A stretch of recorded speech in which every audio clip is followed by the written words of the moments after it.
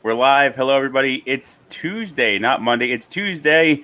Richard and I are going to be going on after we do our Dr. Mom podcast, but let's get started here first. All right. So tune in. Here we go.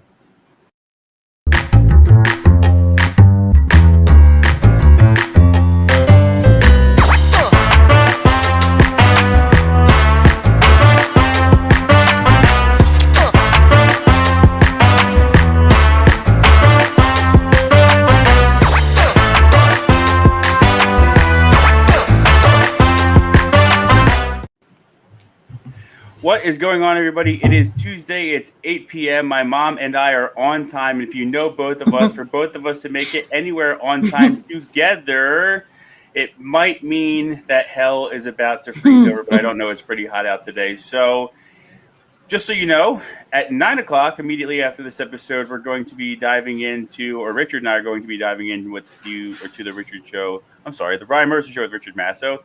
So it's a double header this evening for the Oppenheimer project. Very excited. So, Mom, you're in your new spot. You look good. You got your headphones on. You got your microphone on. If anybody in our family is listening, we always like to say that we hope everything happens for a reason. And what I mean by that is when my mom and I first signed on, she looked like a black outline, like on 2020 where you just hear the person's voice and you don't see them. But the reason I'm going into all this detail is because something my mom probably doesn't realize at this very moment is that a big photo of our cousin Greg, or my cousin Greg, is right behind her, and he's looking and he's smiling. So we always like to say everything happens for a reason. Good to see Greg there. Greg is joining us one way or another. But here we are. So, Mom, I know I talked a lot last time. I'll probably talk a lot this time. Last time we talked about communication in the workplace, and I think you wanted to go a different direction with communication, but still in the same realm. So tell us a little bit about what you want to talk about tonight. I want to kick off the topic of communication. We're going to talk, I hope, in future weeks about all kinds of issues with communication. But tonight I wanted to start it with raising everybody's awareness to the fact that they have a communication style. And interestingly enough, the communication style can often interfere with what you want to say. There's a wonderful book it's on how you communicate, and it's called Your Communication Intelligence. Mm-hmm. And the author says that, this is kind of shocking, 9 out of 10 communications miss the point. 9 out of 10 miss the point of what the person wants to say. And that's because of what I just said, that everybody has a communication style, and it's hard for them to break out of that. And so when you say 9 out of 10, is that, I'm sorry to interrupt, is that they're trying to say it 10 times and they're just not getting across their point? Or what do we mean by that's a good question. 9 out of 10, yeah. Just 9 out of 10 interactions with communication in personal relationships miss the point. Okay. Because what I want to raise people's awareness about tonight is one of my favorite words, intent. So what's the intent of what they want to say? I'm often asking people, what's the intent? They'll go off in all directions with their communication, and I try to reel them back in and say, but at the end of all this, what did you intend to say? And so here's how I got started about everybody has a communication style. I started to realize in working with people, seeing some of the same people each week, a few times a month, I could almost predict the style of what they were going to say. Well, how could that be? Right? That said to me, I shouldn't be able to predict. I can almost put it to music, what they're going to say, what they're going to focus on. Different things happen during the week, and yet their style didn't vary or change. Can I ask you something right there? Sure. So I don't mean to throw off your rhythm, but I like to throw things in when I think people can relate. And when you as the therapist, you see them weekly, bi-weekly, can tell their behavior or how they're going to react to things or what they're going to do. I'm thinking right now, the first thing that comes to mind is when somebody's in the workplace and somebody says to themselves, oh my gosh, here comes Linda. She's just going to start screaming and ranting about how things didn't go her way or something we messed up. The point I'm trying to make is that the people that we surround ourselves with pick up on these behaviors. And sometimes, like in the instance of Linda, who is fictional, by the way, everybody, you just don't want to interact because you know how they're going to behave. Absolutely. And so that's what I want to try to do tonight, to have everybody identify for themselves what their style is. We'll talk about different styles as we get more into the topic, but also to say, oh, you really don't want to be known by one style, just like you're saying. So it could be for that fictional Linda. Oh, here comes Linda. She's going to be a downer. She's going to tell us everything that goes wrong. Yep. Everything, nothing about what goes right, but everything. No positivity. No positivity. Yeah. But one of the things that I know, we don't want to steer too much into political discussions, but one of the other things that got me interested in communication was we know how heated certain issues are in this country, right? Since the last presidential election.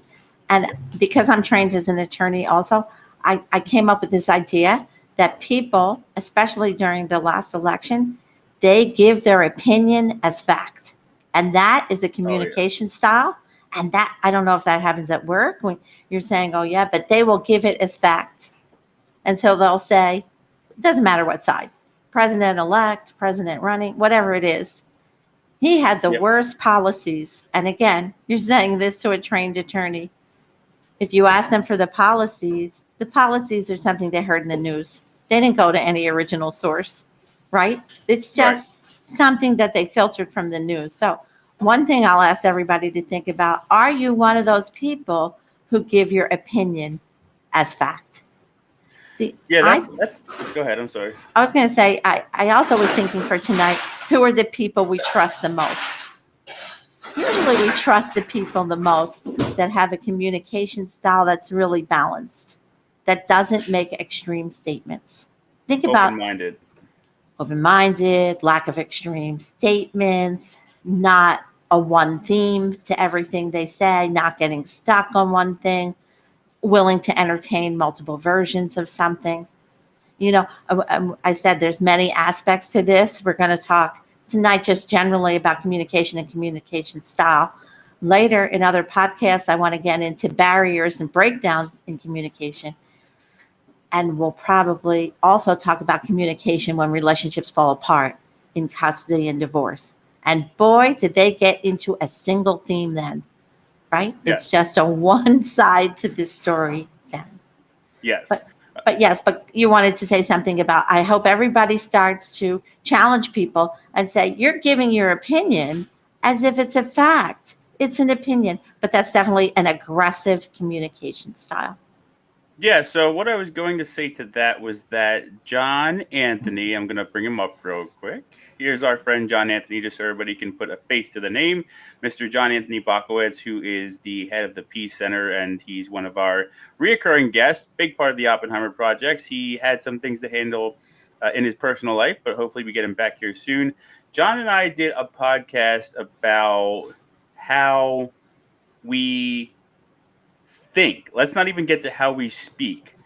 How we think and obsess about our opinion can lead us to be aggressive. Now we're commenting on Facebook. Now we're commenting on Instagram.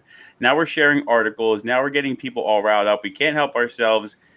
We made it a point to discuss how when you are pushing that sort of aggression, putting that sort of pressure on yourself to make sure that people understand where you're coming from, it destroys you on the inside. Now, you may think to yourself, well, I showed that motherfucker, like, I posted that link, or I posted, like you said, that opinion, and I, I'm sure it's accurate and factual. The point I'm trying to make, or the point John and I made, is that you really tear yourself up when you emotionally, like internally, feel like you have to, by all means, whatever is necessary, whatever the case may be, get your point across, and people really destroy themselves in doing so. What do you think? I think it's paradoxical. I think that's a great point. So it's paradoxical in that the more you push a communication on someone, the more you push an opinion, probably the less they're going to listen. And that's my whole point. Who do we listen to? Who do we admire? The people who are balanced, who give multiple ways of looking at something. So go back to what I said a few moments ago. What's the intent? So when you start to badger and promote these things on Facebook, definitely it's a turnoff. There was a case, I follow a lot of bad things that happen to young kids because I want to see if there's any way we can learn and prevent them. So last month was a horrible tragedy.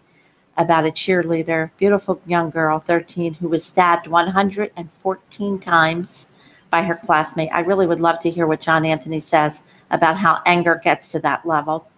I joined a discussion group about it, and I said, here was my statement, and I'll still stand behind that. My statement is factually correct. I said it's a tragedy that 2 young lives are lost. Mm-hmm. And some of the people in the group jumped all over me saying, what do you mean 2 lives were lost? He deserves to be lost. Anybody who stabbed somebody 114 times deserves to be lost. But I wasn't saying that. They just took a very aggressive stance and wasn't getting to hear anything that I had to say. And what I wanted to say was, how did we You wanted go to say wrong? was Lily, shut up. Yeah, Lily, stop. What I wanted to say was, how did we take a 14-year-old? How did we get to that point? What did we miss? We must have missed something. Interestingly, if anybody was following the case, the mother might be held on charges because she hid the boy's bloodstained jeans. So, see what I was saying? So we know there's something in the family dynamic. I don't think any parent should be hiding something when their child murdered somebody, right? We can't hide that evidence. So, but it's just a point that I made one statement, and no one said really what do you think about that? There it is. Mom of slain cheerleader files wrongful death lawsuit against daughter's boyfriend. Oh, that might be a different one. This was in Florida. Okay. Yeah, bring it up. It was the beautiful girl, 13-year-old cheerleader killed by classmate. I think it's Tristan Bailey. Beautiful girl. But no matter what, I'll still say factually that it's a tragedy that 2 young lives were lost. I'm not saying not to incarcerate him for life. I'm not saying not to punish him. Listen to my statement. It's a tragedy that 2 young lives. There it is. Thank you for bringing. Fucci, 14, stabbed cheerleader Tristan Bailey 13 times so viciously that buck knife blade broke. Wow, that's awful. Beautiful girl, and like you said, it's something that I think about because if you ask my wife, or I'm sure you've known me my entire life as well, so you know I think much more into things. And I personally know I'm not going to get too into depth in the entire situation right now, but I personally know a serial killer. I personally know said serial killer's family. To this day, I think that they're fine. All right. I know that they made some mistakes that led to the death of multiple people. Their daughter, his sister, babysat my daughter for quite a while. And when it came out that he did, in fact, commit these murders, the first thing I could think about was I'm pretty sure his mother did not give birth to him, raise him, cradle him in her arms while he was a young child, and think to myself, I hope my son turns into a murderer one day. So, yes, it's not one person's life lost. And again, nobody criticize us. We're not saying that this gentleman doesn't deserve everything that he gets from the court system and whatever else without going into too much detail and thought. But it's multiple lives. Their families will never be the same. His life is gone. Her life is gone. And it's just a brutal chain reaction that just comes out of aggression when we discuss these things. That's what I was... exactly what I was saying, and I'm glad you brought up that other situation, because if you were to say that young serial killer, if you just made this factual statement, I knew him and he was kind, some people would go berserk on you. But you see, factually, that was correct, because you might have known him and he might have had some kind interactions with you. So that's why I say watch communication style, watch jumping to conclusions. So what I was saying to that group is you made some conclusory statements. You really didn't.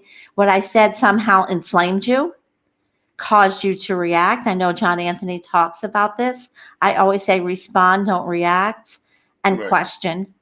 And let's talk about that. Had somebody questioned me, later on somebody did question and say, don't jump on her. We don't even know what she's thinking. She didn't say what she thought the punishment or justice should be.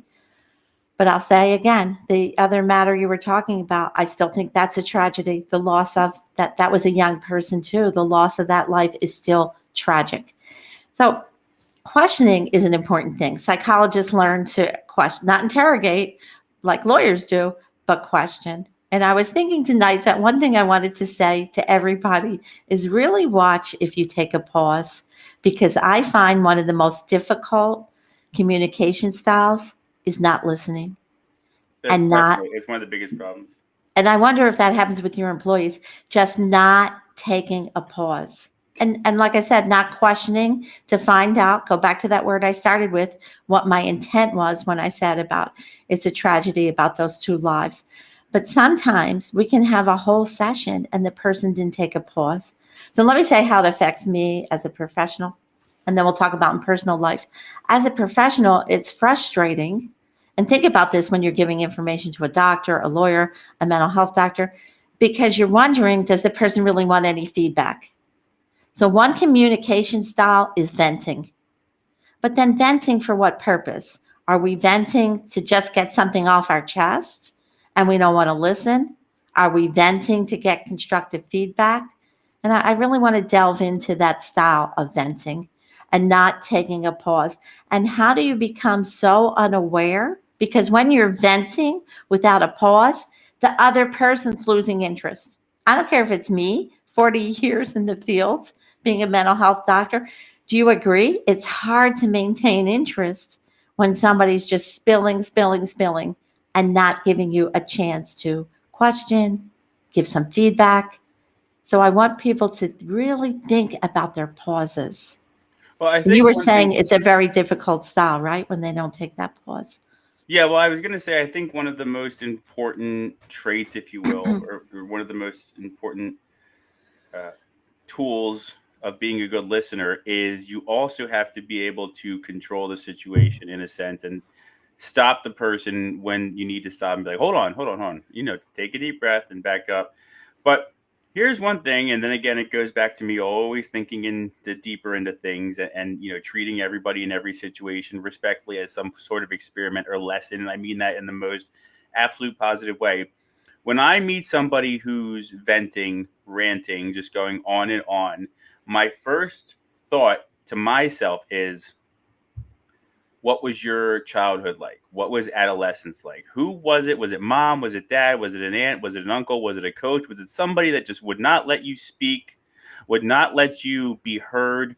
Whenever you tried to say how you felt, it was just put some dirt on it, or you'll get over it, or that's life, which I don't think that those are very positive responses to inquiries or especially from a child, or when you're talking to a child or a teenager.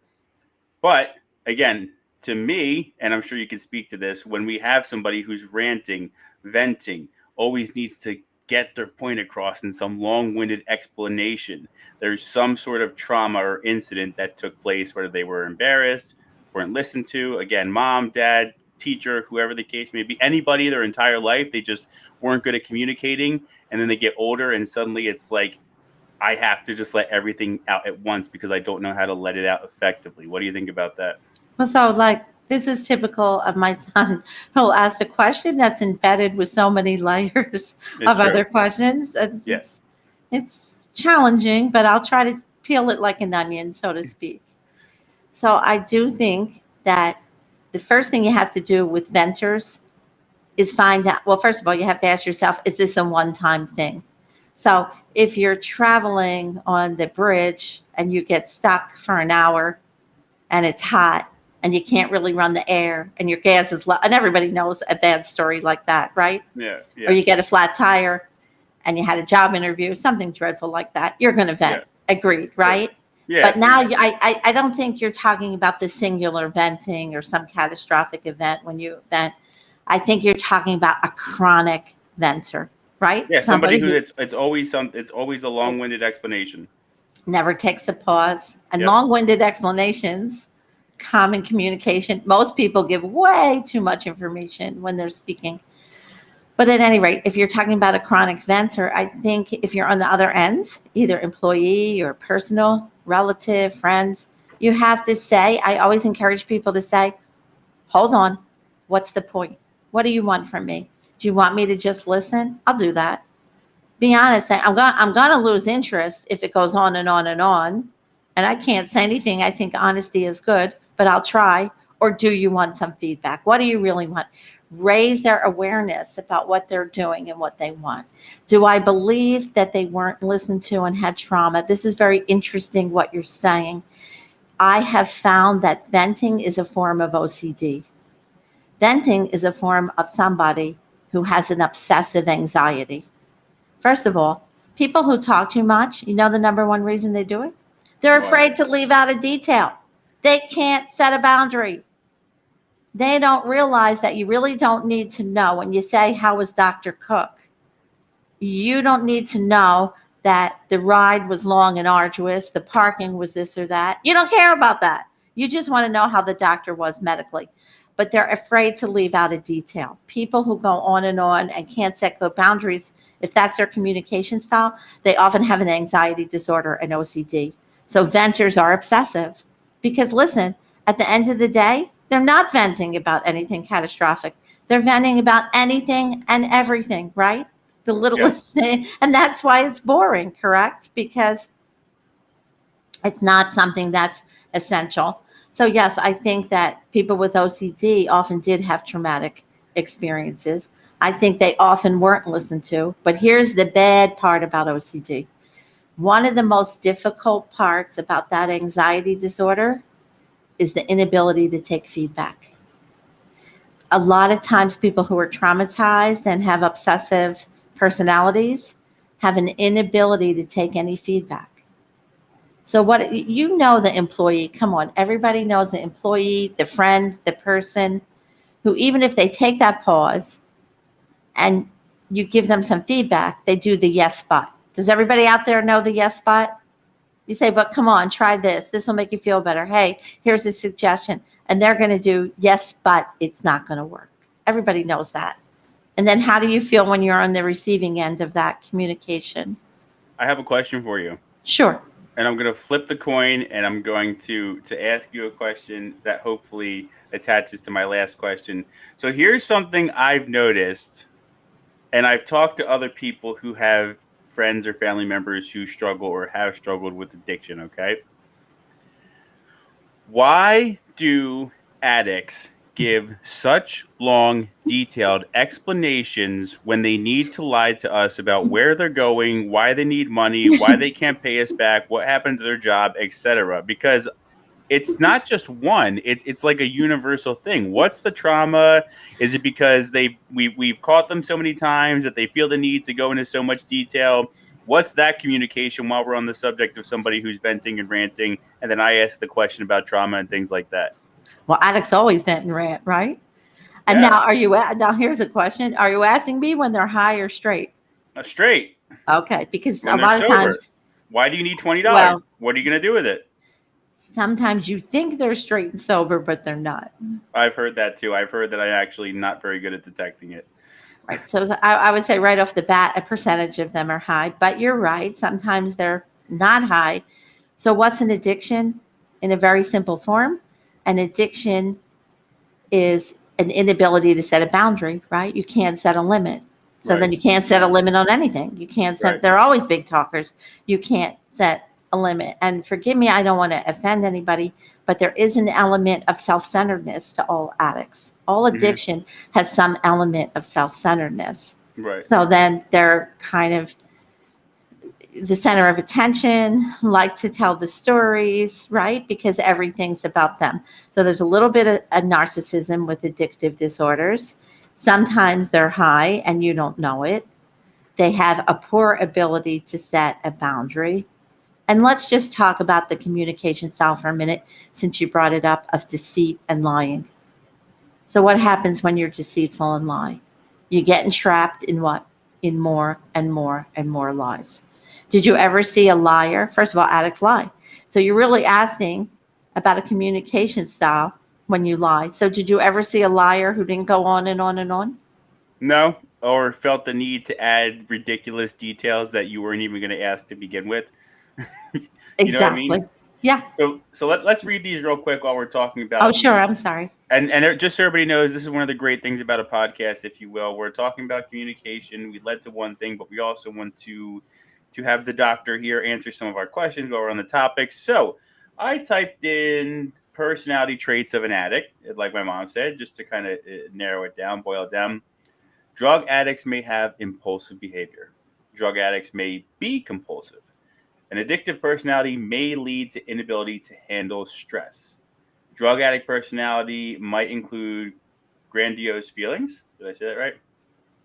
Nonconformity can be part of an addict personality. An addict may lack patience. It may be in the personality of an addict to be in denial. Low self-esteem in common addicts. So here's just a few of the traits that come with an addict. I'm reading it and I'm already kind of getting anxiety. No disrespect to anybody who struggles with addiction. So having all these personality traits, I guess it makes the professional, you and everybody else who's working with the addict, helping them get clean and get better. You're just hitting a wall of communication issues with all of these traits boiled down together. Am I right?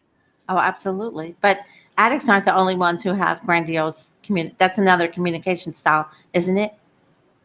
And Yeah. I had some friends who went to Ivy League schools. I hope they're not listening tonight. And my joke with my other friends was, well, I'm just a Temple Penn State girl. I'm not an Ivy Leaguer. But here's the thing. In the first 2 minutes, when they met my other friends, in the first 2 minutes, they let it out that they went to Ivy League schools. That's kind of a grandiose I hate that shit. I'm communication. sorry. If you're listening, I I love you. I'm open-minded perspective. But if every discussion has to be like, well, when I was at Harvard, it's like we get it. We heard it the first year that we started talking together, and when we graduated, I don't need to hear it every time. Nobody else needs to hear it. No, in fact, I agree. like you said, sometimes people are just like, okay, we get it. Why do you need to tell us every single time? But wouldn't you agree that's a communication style? It's a grandiose communication style. It's a communication style. Yeah. This is what's important about me. I'm going to get it right out on the table. Perhaps it's going to intimidate the people.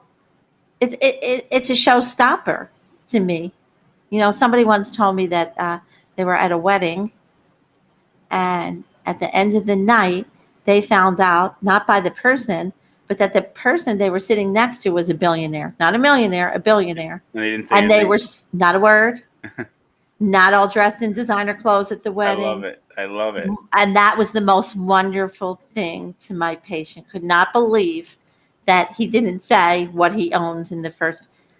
But that's a secure communication style, what you say? Not interested. I always think to myself that if you're somebody who is able or was able to build wealth like that, actually I read this somewhere, so it's not just me. I read it, and it's not my one thought, but now I think this. You care about the money more than you care about the objects. You want to get the money. You want to nurse the money. You want to make the money grow. You don't want to spend the money on suits. You have a hard time buying that fourth home or that boat. You have to in some cases because you don't want to pay your entire fortune towards taxes. Right. But a lot of people who were able to get to the billionaire level. Let's talk about Warren Buffett. He lived in the same home apparently that he bought 50 years ago. He just built onto it. He doesn't like big fancy breakfast. He likes to get a breakfast sandwich. His suits look like they're, maybe Macy's as opposed to designer. And look at him. He cares about the money. He wants to see it grow, and he's had nothing but success by focusing on the bigger picture. And if you saw Warren Buffett at the train station, you wouldn't be like, oh, that's Warren Buffett. Because he would just be sitting there quiet, looking like his gentle self. I think the gentleman, he's deceased now, Mr. Rowan, who one of the colleges is named after, who bought one of the Oppenheimer companies. I think he was like that too, not interested in hate spending money, I heard. Right? Yeah. But if you're an MIT engineer and brilliant, right, and interested in other more important issues than how many cars you have, So it depends on how you got to it, but definitely that's a communication stopper. When you want to say, I say in 5 minutes, some people want to read their whole resume to their audience in 5 minutes. But let's go back to what is the purpose of good communication? Connection. Oh To yeah, me, sorry, everybody. We got very sidetracked. to me, the purpose of communication is connection. So go back to what I said. What's the intent? I think we saw how important connection was or lack of it during COVID. So if I want everybody to think about if I'm right and the purpose of good communication is to be connected, then is your style consistent with that? So if you're a venter, who are you connecting to? Nobody, right? If Right. you're aggressive, not so good with connection. If you're grandiose and saying in the first few minutes what you do and what you accomplished, that's not going to get you connected. So let's talk about what's the style of communication that's best for feeling connected. Patience. Number one. But Is most it? people aren't. Number one. Because the first thing you said Number one. when you just said right now, people who are aggressive or come off aggressive, I keep saying it. You'll hear me say it until the day I die. I relate that type of behavior to somebody who needs a friend, somebody who needs somebody to listen. And it's like, yo, dude, you're cool with me. You don't need to, come off so hard. Like if you accomplish all that, awesome. Let's talk about it. Teach me a few things. So yeah, patience always. And I think that's true that they had some kind of neglect, but I want you to consider what I'm saying too. They're not always open to feedback. Oh yeah, They're that happened. not. Well, there's the wall, And control the and emotional wall of communicate. Oh control. yeah. And can't communication be extremely controlling? Have you ever, here's one thing that drives me crazy. Have you ever had a conversation that you wanted to end and you're wondering, you're using your nonverbal body language because you don't want to be rude to tell the Right. person whatever you do, everybody's got a thing. Sometimes I'll look at my watch. We got to end the session, whatever.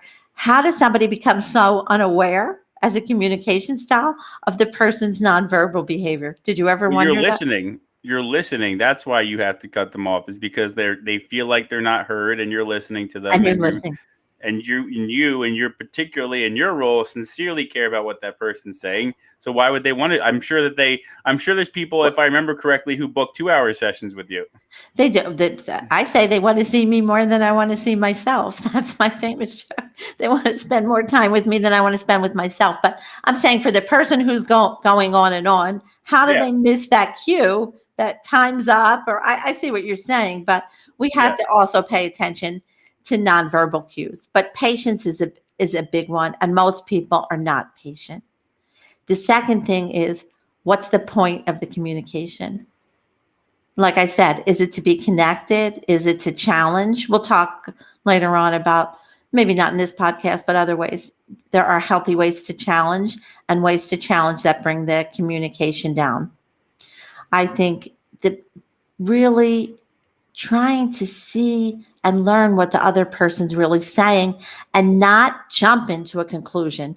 I bet when they say that so much of communication misses the mark, I wonder if everybody thinks that's because people have a tendency to jump to a conclusion. And maybe that's the other side of patience, right? Jumping to, I call them conclusory statements about what somebody's saying. And it's so simple to just ask. Just ask, hey, is that what you meant? So would that be consider other people's feelings? I think so. I mean, how many times do we reflect, active listening, and reflect, is that what you meant to say? Hey, I'm hearing it this way. Is that what you meant to say? Real quick on that subject, because I'm somebody who's guilty of this, and I wish Monica was here to speak to it. How many times I was bringing up examples or instances that happened in the past where I felt left out, where I wasn't happy with her, when I wasn't happy with her family, where I wasn't happy with our family. And I'm ranting on and on about what everybody in that situation did. When at the end of the day, all I meant to say was, hey, I felt left out. Wow, that's a great admission, isn't it? And that's what I think, that's what I wanted to say, where you were talking about how, like, is it really what you meant to say? And it's like you're going on about your mother-in-law, you're going on about your brother-in-law, about your father, about your sister, about your job, about all these people and everything that's you're blaming everybody when really all you meant to say was like, hey, I feel left out, or Oh, hey, I see, didn't like that. okay. I love that comment because go back to if you feel left out, you don't want to feel more left out. So look at how paradoxical communication can be. So when you feel left out, you want somebody to comfort you, say, well, I'm not going to leave you out. You want the opposite of what you're going to get with that communication. So if everybody just thought before they spoke, what do I want to get from this? Mm-hmm. What do I want to see happen from this? And I'll go back to my theory that it's usually connection. Why else do we communicate? No, that's But what I'm saying. You right. want to connect, and you don't know how to do it. So you have to say, before you go on those rants, it goes back to what I said. When you go on a rant, think, what's the purpose? So let me ask you something. If you said to Monica before you did that, I'm going to let off some steam, it's going to sound horrible. I probably don't mean half of what I'm saying, but I just got to let it out. Do you think that would change the communication pattern and be easier for her to hear? That's what I do now. Yeah. That's the mindset I adopted. That's my opening statement, if you will, because Monica and I were talking on our one podcast on teenagers, toddlers, and twins about how her and I are both in therapy, and she gave a little bit of detail about the things that she's working on, and I don't think she'd get upset by me making this comment. When we go to discuss certain topics that relate to her trauma, I'm landing the plane on the runway in the middle of the night, slow, gentle. I want to make sure that my gear is down. I want to make sure that everybody's going to be safe. You know what I mean? Like some people I think that one of the most annoying traits, and anybody who's listening, forgive me, is when people take pride in how blunt they are. That doesn't work for everybody. That doesn't work for people who have been through traumatic instances or don't have the type of self-confidence that you might. So that's why I say, and I use the example of a plane. A plane just doesn't go to land. There's a whole process, and when you're dealing with somebody who you know that it's going to be a sensitive subject, you have to really get your gears lined up and in motion. Okay, so now Ryan just did that thing again of multiple questions in one That was a comment. statement. I think that what my son is trying to say is that Wait, hold on. I'm sorry. What I'm trying to say is number 2 on the bullet, or number 3, have empathy. Go ahead. I'm sorry. Well, when you have empathy for somebody, it makes you vulnerable. So what behind everything you just said about the venting and then it takes a while to get to the point, one of the hardest things about emotions and expressing them is that you have to make yourself vulnerable. So people don't like that in a communication style, right? They don't want to make themselves so vulnerable. So I think, again, to think about how difficult is it for you as a communicator, not you, Ryan, but you out in the audience, how difficult is it to make yourself vulnerable? What are your fears of vulnerability? And I always say it's really more important that you get your feelings out and less important how the other person responds, because you can't control how the other person responds, but you can make a commitment to yourself that you're going to be authentic, honest, have integrity. And I love this thing from AA where they say what you mean what you say, but never say it mean. As to your point, it's one of my favorite sayings. Say what you mean what you say, never say it mean. As to your point about being blunt, so Ryan's saying, do we have some obligation if we care about somebody to alter our communication style? So maybe we say, hey, that person, they had a lot of life experiences that make them a little more sensitive. Should we alter our communication style? Can you have a one meal plan for everybody? Of course not. But some people do. But that's a form of a grandiose narcissistic communication style. I'm going to be blunt. I don't care what happened to you, right? But that's not a good communication pattern. I think you're right. You have to alter it to the personality of the person you're dealing with. So here's what I say to you about saying that one meal plan doesn't work for everybody. Then make sure that you're an emotional chef. I like that. Where'd you get You are an emotional master chef. You can adapt your cuisine to what that person likes. And just to reference our previous podcast where we're talking about communication in the workplace, if you want to be a good leader, I don't like the word manager. I know that we still use it, but I like the word leader. If you want to be a I good like that better. leader, you have to know how to adapt to the person that you're talking to, working with, needs help, whatever the case may be. So real quick, And if you want to connect with them, if you're going to connect with them, you got to make it fit. yes. So let me see if I can. This might be a little too big, but that's okay. So it reads. Do you feel that communication styles change over time? Life events that change a person. I like this one because I always think about this all the time. Life events that change a person, like someone who is shy and taken advantage of, now stands up for themselves. Someone who has someone who was wronged or who needs validation. The life event changes the person. Do communication styles evolve throughout our lives? Can our style be situational? So I just want to say real quick to this question. One thing that I always say is that working in New York City helped me become a better person because I worked in the melting pot, as we refer to it, the melting pot of the world. I worked with so many people from so many different backgrounds, people who crossed the border illegally, people who lost their parents, people who had so much money, but they still worked 2 or 3 jobs because they grew up poor and they were afraid of being poor. But they were kind. They felt blessed. They were aware of everything good that came to them in their life after living such a hard life. And one thing that I always, and this is, I heard this from a lot, not a lot of people, not just one person.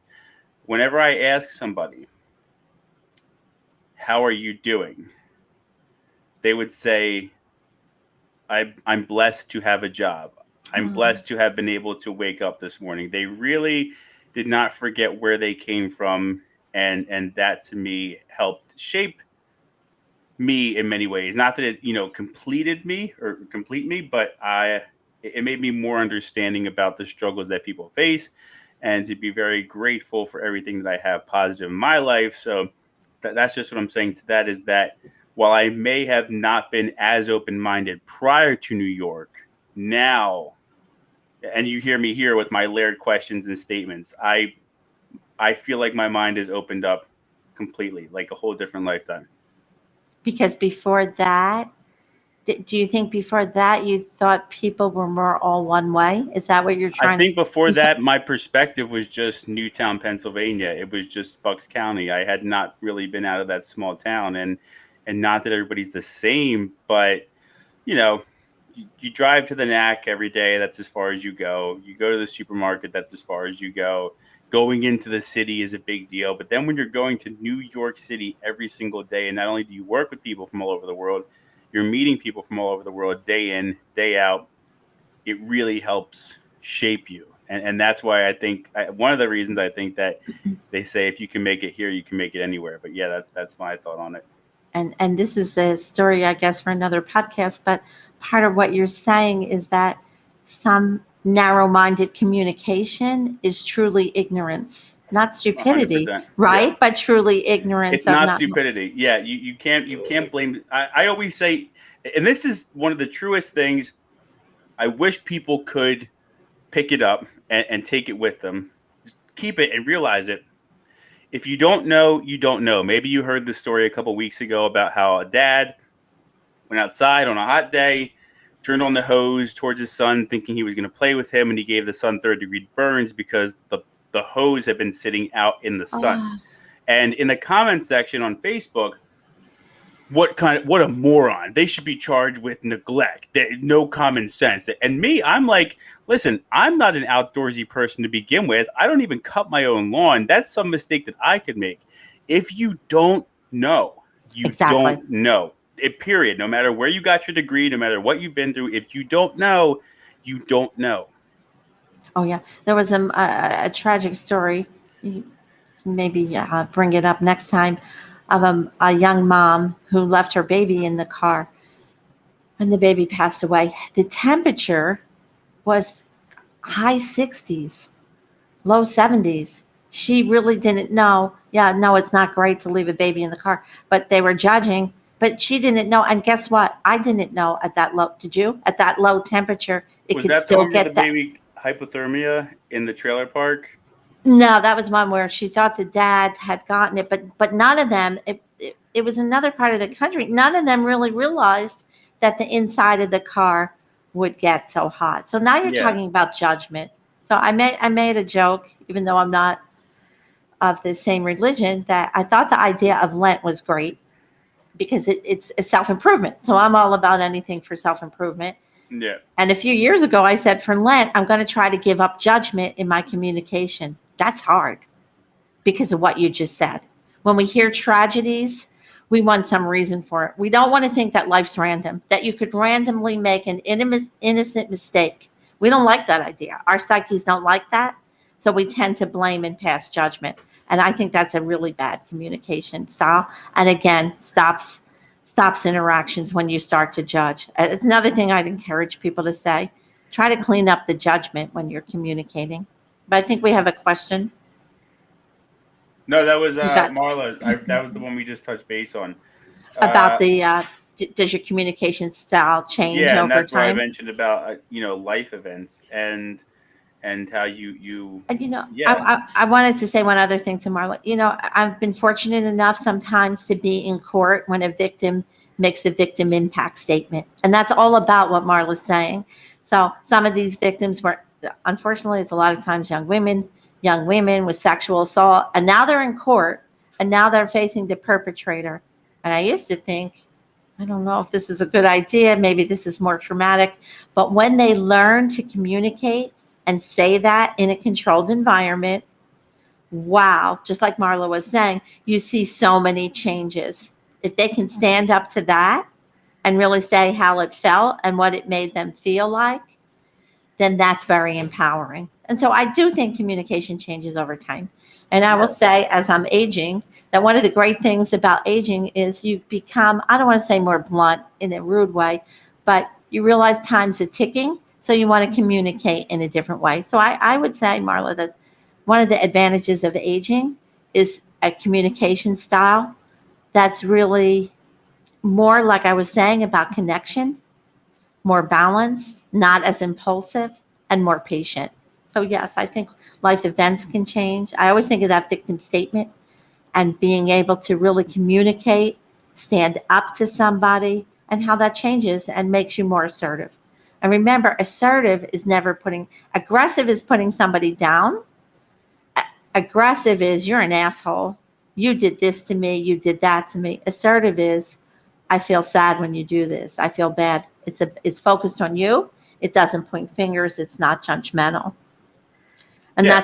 that's the ultimate goal in communication, to make a lot of I statements. Like you were saying before, Ryan, what you really wanted to say was, I felt left out. But you went on a little circuitous route where you started with, they do this, they did that, blah, blah, blah, blah, blah. Right? Yes. But the redirect was back to you and how you felt and how it made you feel. Oh, hold on 1 second. I am Sure. listening to you.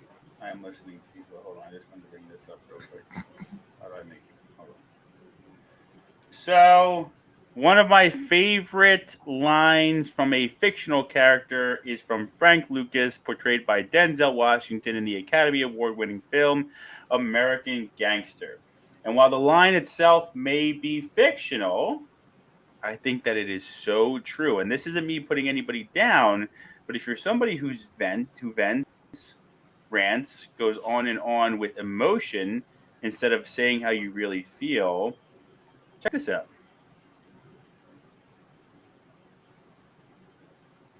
The loudest person in the room is the weakest person Oh, that's in a the great room. line. The loudest person in the room is the weakest person in the room. And this is something that Jocko Willink was said in one of his books that I was reading. I apologize. I listened to all of them, so they all kind of mesh together now. Mhm. If you're if you start a discussion and you start arguing, it's no longer a discussion. Now it's emotional. And that stuck with me as well because we're not going to get anything across, right? We need to break. We need to take a deep breath. We're not even talking about anything anymore, right? It could be, here's what we need to do better, or here's what we need to work on. And then suddenly it turns into, well, every week I got to pick up your mess. And it's like, all right, we're not even talking about that. We're completely getting away from the topic and the point. It's just emotional now. So that's one of the reasons that I love that line. And what Jocko had to say is because if you're screaming, yelling, raising your voice for no reason, you're showing how weak you are in that moment, and maybe all together, and you got to work on some things. Oh yeah, because you're not so reactive, right? If somebody is pointing out a truth, something about you, and you can accept it, or you know it's not true, you won't react. You mentioned communication with addicts. One of my favorite stories I'll always remember, be at the top of what I remember about my career, was a young boy, had everything going on. Great height, great looks, great athletic ability, very smart, but I knew he was hooked on opiates. It's Mm-hmm. hard to convince parents that the blonde haired, Adonis, God looking, perfect kid is hooked, but I knew it.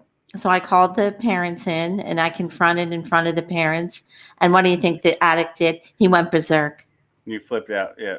Completely flipped out, turned to the dad and said, "Come on, we thought she was a good therapist. She's an asshole. I mean, she's just ridiculous." So let me ask you this: did mom and dad believe you at first? No, mom and dad But didn't then the believe me. apple does not fall far from the tree. Right. Nobody wants Wouldn't, to accept what's going on in the room. right. Wouldn't listen. Now, here's the good part of the story. A year later, I really liked this young man, got a call from him, and he said, "I want to come see you. I went to rehab. You were right. But there's something I have to communicate." I was like wondering, what's he going to tell me? I'll get emotional telling the story. And he came to my office. I'll never forget it. And he said, "I want to tell you where you went wrong. Not to pick on you, right? Not to challenge you, but so you'll be more helpful even than you were. The second I went at you, you should have stood up and said, 'I don't tolerate this. I don't listen to this. This is not part of my job to take abuse.'" He said, "You're way too good to have taken the thing that I spewed on you. And you have to cut the addict off and say, this is not part of it." I just thought that was such wonderful communication. And P.S., we still stay in touch. 10 years, he's clean. 10 years. No, that's great. That's great. What kind of character do you have to come back and say that? And isn't that something about communication? Don't tolerate it. Stand up for yourself. And like you said before, they just go on and on and on. And you're right, the parents should have realized, right? But that's a hard part of our job. And I said this before on a podcast, to communicate the bad news, whether it's communicating, and it shouldn't be bad news when they have a diagnosis of ADD or ADHD or autism or addiction. So what do? You pick on the messenger. All you have to do is go back to what I said at the top of the hour. All you have to say is, "Dr. J, could you give me some facts? You've been doing this a long time. I'm not sure that I'm buying it, but let me hear the facts of what do you see that I don't see?" But why don't they do that? Because they don't want to hear it, right? Right. What do we do? That's a whole nother podcast. What do we do when we hear unpleasant news? Well, I think one thing that I want to give, again, I'm always giving tools. John Anthony isn't here with me, but my mom respects John Anthony as much as I do. And it's something that I used and try to use whenever a situation like the one you just talked about, is in front of us. Still, the loudest person in the room is the weakest. You can stand up for yourself at any point in time, in the street, in an office, at the workplace, by just saying, "All right, listen, I'm not going to talk to you if this is how you're going to act." Right there. That's it. You don't need to stand up and be all primal and put your chest out and fight aggression with aggression. It's so simple as telling somebody, "This is my boundary. All right, this conversation's over. All right, we'll talk about this when you calm down," and walk away or whatever. But yes, because I think that's something that gets misconstrued. People think that their boundary and where they draw the line needs to be shown with aggression. But now you're talking about a logical communication style, right? What, mine? Versus an emotional. So it's logical. That's what Be in that. control of your emotions. Work on it. Right. I'm not saying get it right away. That won't happen. It didn't happen for Right. me. But when you realize that, you got to work on it. But isn't that what that young person with the addictive disorder was saying? He was saying, use logic, use reason, That's not part of the job. You don't have to tolerate that. You say, okay, your opinion's different than mine. You don't think you have an addictive disorder, but you're not going to curse and use foul language and go off on me. You have to leave now. And that, I think he was saying, would have woken him up more. Hey, this is how people are going to treat me. They're going to say, that's baloney. I don't believe it. And I'm not going to deal with you, instead of the parents, right, that were engaging and playing this denial game. But yeah, I love that line too. And speaking, you know what that line reminds me of? What? When somebody's from another country and they don't know the language, what do? We speak louder. Like, that's going to change anything. So if their native language is Italian or Russian, we start speaking louder. It's idiotic. That doesn't change anything. It's that same thing. I'd love to know the psychology behind that, actually, why we start. Well, I guess that's just trying to get our point across. Instinctually, we think if we talk louder, we'll be able to get our point across. It's everything Denzel, who is one of my favorite actors, it's everything he's saying, because we're getting frustrated when they don't understand. We get frustrated. We want to get our point across, and we think that volume is going to increase our point. Well, I think also, on a separate note, if you look up interviews of Denzel Washington, even ones in regards to race, systemic racism, police matters, and not to be on the topic of both of those, anything. I think one of the reason people respect him so much is because he does have that energy. He's very large, if you will. He's Denzel Washington. He's a giant in cinema as a person. He does not let himself get emotional over the questions. He just says what he needs to say. And I think part of that is being confident in who you are. And you don't need to be a successful actor like Denzel Washington. If you're confident in what you're saying and you believe it, and you're saying it in a manner that isn't going to offend somebody else, that's it. You don't have to get crazy about it. Just say what you need to say, and people will respect you a lot more for keeping that tempo. That's one of my favorite professors. He passed away. Dr. John Gordon said, the smarter the professor, the more they'll say what they don't know. The smarter they'll be, if you ask them something and they don't know it, they'll say, I don't know that. They won't start, right? If you don't know, you don't know. We can look it up. That's a great Albert Einstein quote. Albert Einstein said, the more I studied science, the more I believed in God. And that's not a religious thing. That's just him saying, hey, science doesn't have all the answers. I might be smarter, the smartest guy in the world, but it doesn't have all the answers. And I'm not afraid to communicate that some of this just defies anything. And I can't attribute every aspect of life and human beings to science. I can't do that. Confident enough to say that. So I was hoping that our next podcast could be about breakdowns in communication and what are the things that shut communication down.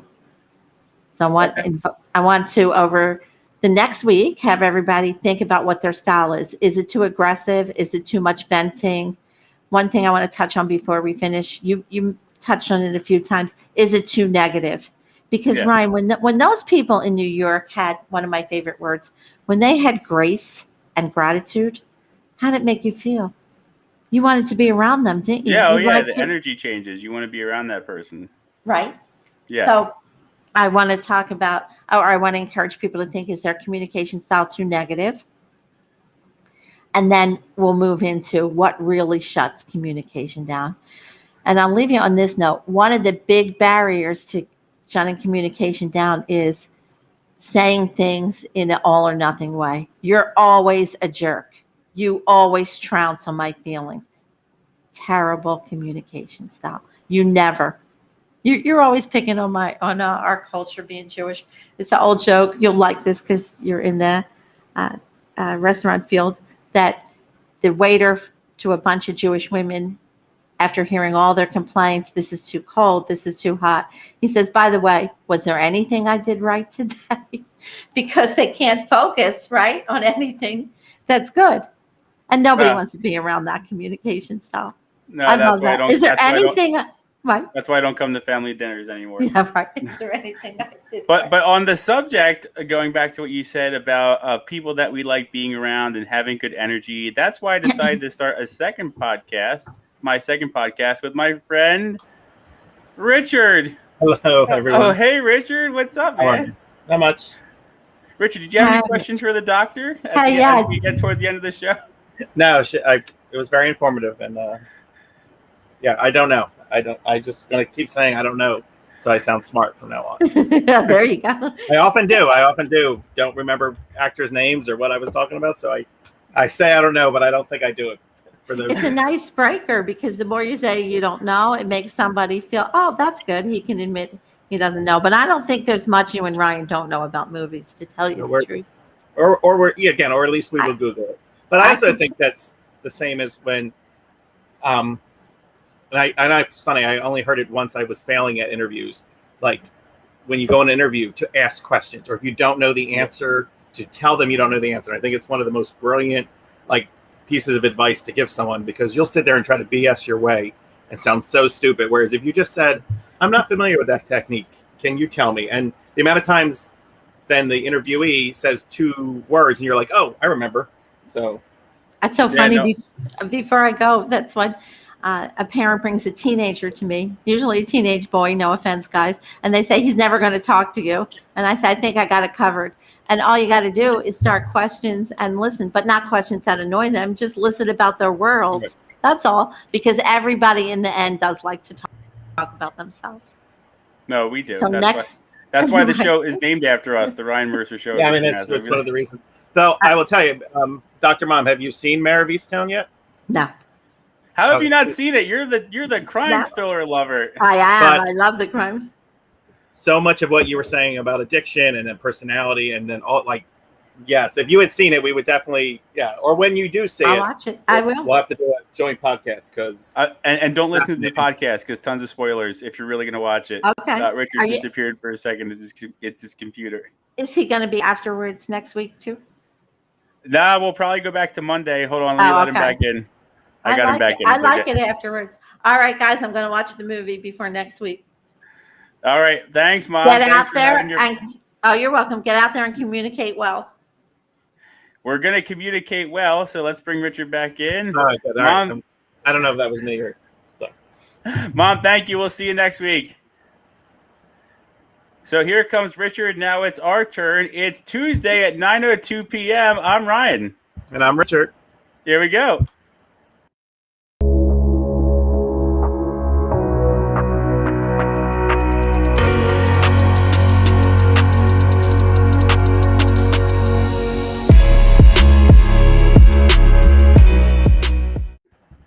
I can't believe that I got everything changed up during the intro. That was my goal. We are transitioning from Dr. Mom to the Ryan Mercer Show with Richard Masso. It's Tuesday night. Richard had how was dinner, actually? That's why we're here on Tuesday. Dinner went really, really well. Actually, it was with a person named Ryan, and we talked about doing a podcast. None of that is a joke. So my friend Ryan was my best friend in elementary school and a little bit of high school, and then I switched schools in high school, and we didn't talk much. And I honestly, I think I've physically seen him 4 or 5 times in 30 years. Right. And so a classmate of ours through high school, a mutual friend, passed away a couple months ago. And so, we were texting, and it was just, Ryan was like, yeah, I've got this podcast idea where we kind of talk every once in a while about, because he's a huge part of my comic book influences, and so it was just about that, so it was kind of neat. I mean, the dinner was mainly about catching up and seeing each other, but it was just fun to kind of also I was like, it's like, what do you do? And I was like, I do a podcast with a guy named Ryan, and that's what as you learned even from tonight, we proved that you can do multiple podcasts. You can do multiple podcasts, sure. Or if Richard leaves, I'll just put an X for the name and keep running. And just keep going. Right? Yeah. No, that's the key. I mean, and again, that's why I said, listen, just make it with that way. If he has to switch to with Monica or with John, you can always do that. We can always go backwards, but I'm comfortable with everything right now. Richard and I have a good time, so we're not going to be changing the labels anytime soon. But first up, as always,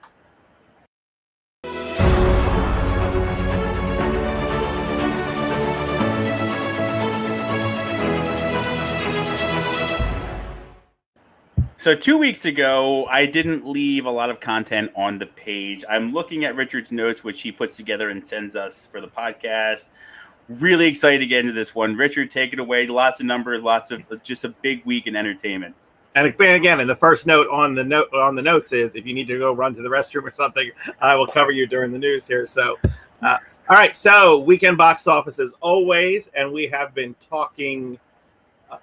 For the 6-7 weeks we've been doing box office in the news about how dismal the numbers are. And then finally, we had a real box office number.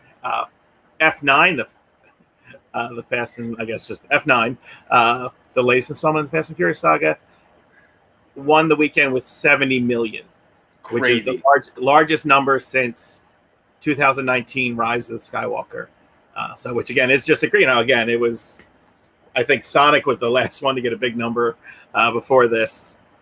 So, again, it took the Fast Saga to get that kind of big number, about 70 million. All right. And then, this is not always like this. Second place, Quiet Place Part 2 with 6 million. So, huge drop off. Usually there's it's something in the 20s or, it's at least a decent number. But Hitman's Wife's Bodyguard at 3 with 4.9, Peter Rabbit 2 with 4.8, and Cruella. I think Cruella and Quiet Place have been on this. Staying strong. Yeah. So, again, that's good. Listen, you go to the movie theaters are opening. More. They're opening. They're becoming normal. People are feeling normal. I did notice, Ryan, you shared a story earlier in the week about how Black Widow is looking to get about 90 million. And when I read that article earlier in the week, I was like, good luck. But seeing a 70 million weekend from F9, I'm thinking, Black Widow has that chance. It's so funny to be that. Well, I'm actually glad you threw it in there because after I posted that, Richard, I shit you not, I searched the internet for a good 20 minutes. Like, did I post that right? Because I was looking at the numbers. I was like, Richard keeps putting like 6, 4, 3. Right. I was like, is it not 90 million in its entirety? I was like, no, they're aiming for a 90 million opening weekend. So, which 2 years ago would have been an unsuccessful opening weekend for a Marvel movie. So, so again, but I hope they get there. I don't think they're gonna. I think you can buy it for $30 on Disney Plus, something like that. I don't believe that counts towards box office. I feel really confident it doesn't. Because then you would have to kind of almost count for all these WB movies that are coming out on HBO Max. You almost have to count something for that. But regardless, movies are back. Hopefully, at least a couple movies. Next weekend, which 4th of July weekend is usually where your F9 slot goes, but I guess they weren't sure. So we've got Boss Baby sequel and The Forever Purge, which I think at least has to be the 4th or 5th Purge movie. So that's what will be going on next weekend. And remember to check out the Oppenheimer Project's Facebook page. If you haven't already liked it, like it, because Ryan does an amazing job of posting kind of the pop culture news that I steal my information from every week. Speaking of which, just under the wire, the Sopranos prequel movie trailer hit. So definitely go back over to Oppenheimer Project's Facebook page to check out that preview. The Many Saints of Newark. And I watched pretty much all of the. I think maybe. Are you good? You're not getting that feedback, are you? I'm not getting any. Okay, good. I definitely watched most of The Sopranos. I think I missed that last season, but I forgot it was a Jersey-based show. So I was like, oh, wonder why they're doing it in Newark. So that was just dumb on my part. But and when I was watching it, I was forgetting it was a movie. So I was like, oh, this is a lot of content for a series. And then I was like, oh, it's a nice movie. They don't have to worry about, one of the things with prequels is you can't do something that will change what you already did. So I am glad to see that, and it looks amazing. And James Gandolfini's son looks like James Gandolfini, so that is awesome. I mean, I'm sure they would have tried something with like all that kind of de-aging stuff they do nowadays, but that's the deep face and all that. Yeah, all the deep. Yeah, I mean, again, you see it all the time now, and it looks decent sometimes. But hey, when you have a son and he can act, and he looks like he can act like that, so it's really cool to see, because it really does. It looks almost like they're messing with the face there. So yeah, and I'm just leaving this on the background. I just wanted to get your opinion, because I wrote about it when I was posting about the trailer. Like right there, you see his uncle's house. You see, like, and it looks exactly the same. And it's like, thank you for, as far as we can see, paying respect to the fans and what we know, and making us feel like we're just like nothing ended, that we're diving right back into it. And I'm like super excited about this movie. No, it's cool, and it's actually, I'm like, do I want to do a rewatch? Maybe just of a couple seasons, maybe the first few seasons, but yeah, it looks great. So looking forward to it. An interesting piece of news you shared. It was not interesting to me, but it was curious to see some of the comments. Lego came out with Boba Fett ship, and it was announced that they will no longer be calling it Slave One, that they're not going to just call it Boba Fett's ship. And obviously, anything we change from our sorry, I realize that I'm going to do a crap job of being a news reporter, just reports the news. But yeah, I think it's been established from the first week. I'm giving my opinion every time. I don't particularly care at all. But this is one where I don't care either way, but I understand Lego's decision. And from everything I read, and Ryan, please jump in if you read more than me, this is a Lego decision, not necessarily a Star Wars decision. Right. It's a Lego decision, and yeah, and I don't want to let myself get, because again, I'm that Star Wars fan. This spaceship is like I think I said it when I posted it. It's right up there with the Millennium Falcon. It's right up there with.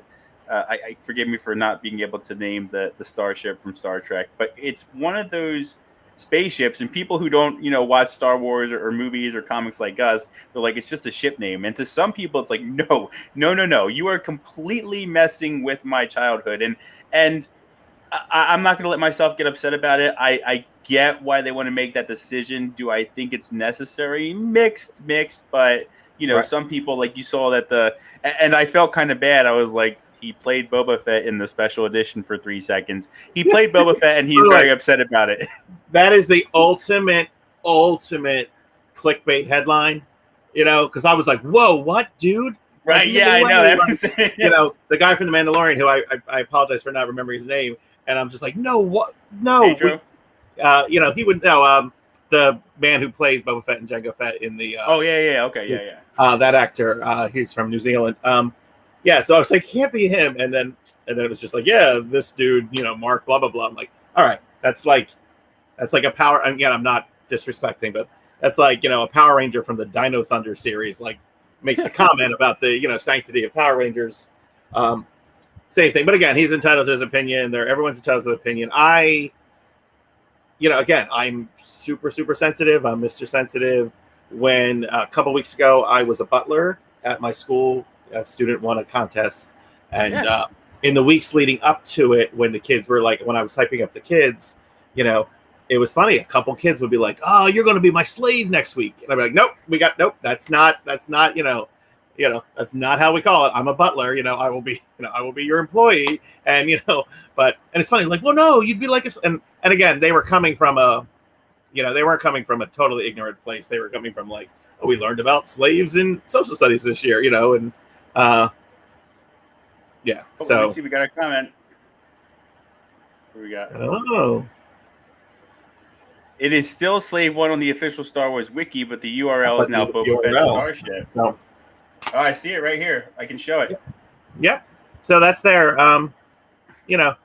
Listen, at no point, again, it's one of those things, again, to steal from I'm glad I listened to the communication podcast before this to take a deep breath, to think about, like, in the Mandalorian next season, it's not like they look up and they go get Slave One. We got to get Slave One. Slave One's, like the Millennium Falcon and the Enterprise. Like, that's it. The Enterprise. Thank you. But honestly, I'm sure that somebody can Google this in 2 seconds. But how often do they say the word Millennium Falcon, Falcon in the show? Like, they say it a couple times, or yeah. And obviously, it's the fastest ship in the, but that's the thing. They made the Kessel run in less than 12 parsells. Yeah, I mean, everyone knows that. So again, it's one of those things that the energy that people put out being angry about this, it's not like, but again, based on our Star Wars podcast from the past, yeah, if they were like, oh, we're gonna call Boba Fett, Boba, something. We're gonna spell the Fett with a PH now, and yeah. I was just gonna say now he's just Boba. Right. Now he's just Boba. It's how we do it. All right. I will say, Jimmy, the gentleman who does trivia, with the amazing voice, I saw a comment he put up, like, they missed a good chance to call it Fett's Vet. I think Fett's Vet. It would have been a perfect. That's good. So James Bond was in the news this week. And who will be the new James Bond? I gotta be honest, like, I don't want to say I'm not a Tom Hardy fan, but I guess I just haven't seen what Tom Hardy. I've only seen him as Bane and Venom, so those are probably two roles not to judge him for this as. I know people love him, and Idris Elba is great and looks, he's actually been Sexiest Man already. So that name has come up a few times. I would love to see him do it. Yeah, again, like this, and again, I know I've seen maybe giving it a female 007. But I think what it is we learned a couple movies ago that, and as we've kind of learned through this, like 007 is just the title you get. And so there is a female 007 who fights along. I think actually might have shot him in one of the last few movies. So yeah, there is a female 007. Whether they would let her have the whole franchise to herself, I guess we'll see if we're there, but. Also, Idris Elba would be a cool mix-up. All right. Again, these are the things that we're going to be looking at over the next few years, especially as we continue to do this podcast. There are going to be casting choices that are made. A person of color, a female, that are going to get this backlash. It's one of those things like, give it a chance. Worst thing that happens is it's not great. To stay with that British kind of news, they did a female Doctor Who a couple years ago, and it didn't work out. It did not. I feel like that's just not my opinion. I don't think she loved working on the show as much as she thought. I think again, Doctor Who fans probably make Star Wars fans look like open-minded, happy people.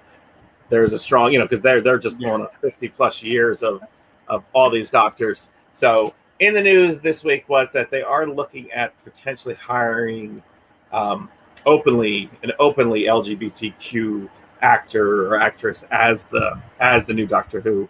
And again, it'll just be funny to kind of see how homophobia and transphobia and stuff like that comes up in this news, because Doctor Who has always kind of been, very gender fluid.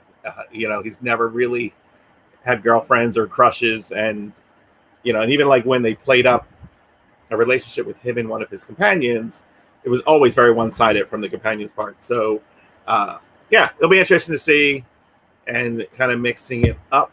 All right.